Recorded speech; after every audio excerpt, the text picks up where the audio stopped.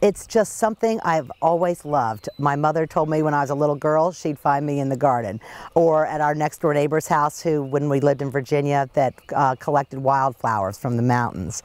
And then my first job my first summer job was working for 3 ladies up the Tradavon River, and I didn't have a driver's license then, but we got in our Boston whaler and I'd go up and tie up to their docks and weed their gardens and cut flowers and arrange flowers for them and work in their vegetable gardens and their greenhouses. And so I guess it's just always been something I've loved and liked doing.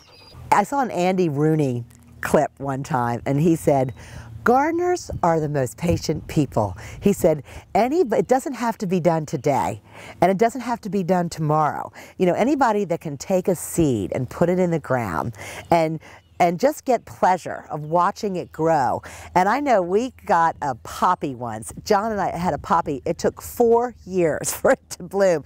I think the first year it didn't bloom. The second year a puppy went by and, you know, just pulled the bud off. The third year we were away. And finally the 4th year we saw this poppy bloom. But you know, time goes by pretty fast. And I know when I put these willow oaks out front, John wanted to shoot me. He said that all that's going to do is block the view. And I said, no, someday I will limb that tree up and we'll just be looking past the trunk and we'll get high shade on this side of the house.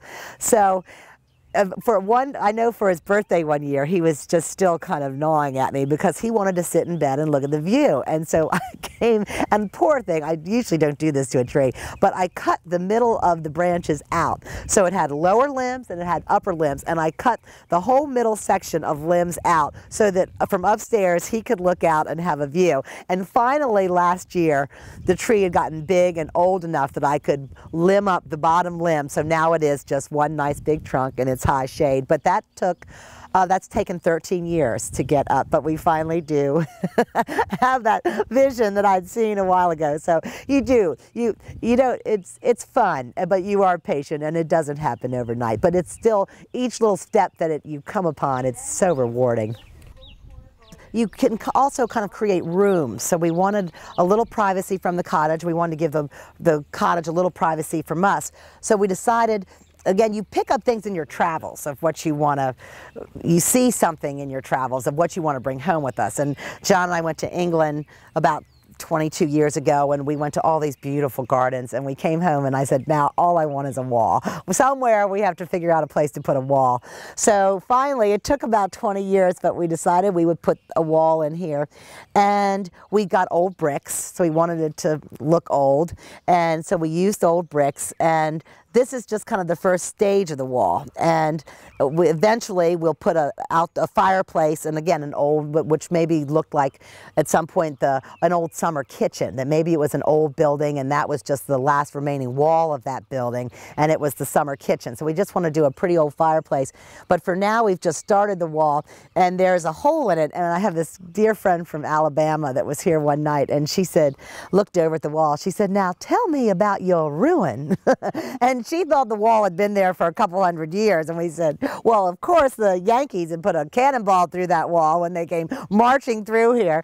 And so again, that wall was only about a year old, and she was thinking it was hundreds of years old. So you really can have some fun little foils with, you know, I know you can, we didn't do it, but you can rub yogurt and things on walls or bricks or pots to make them grow, they'll grow moss so they look old and, you know, aged. But again, by I think just using the old bricks, and again, not even finishing the wall, it just looks like it's been there longer than the house has been, really.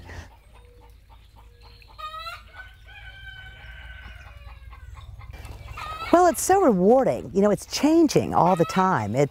You start out, I mean, it's beautiful in the winter, and then you see the first little bulbs coming up in spring, and always the different colors changing, and from season to season. I mean, there's one area that can just transform itself in colors and textures, and so it's, you know, just ever changing with all the seasons of the year, which is so much, it's fun. It's fun to take a little plant, stick a bulb in the ground, and then next thing you know, it's huge blooming amaryllis, or it's just a dahlia, or something. How something so insignificant can turn into something so beautiful. It's mind-boggling.